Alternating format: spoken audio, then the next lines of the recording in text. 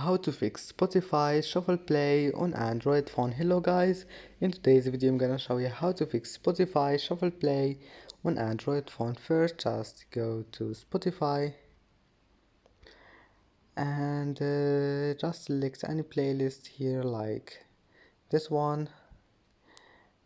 Now let's select this one here. Now all you need to do, you will find it like that, and just click on it, and if that doesn't fix your problem, just go back to settings and then apps again, and here we'll find Spotify.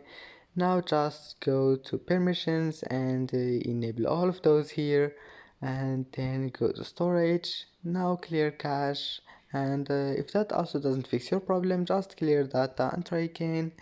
And that's it for today's video. Don't forget like and see you in the next video.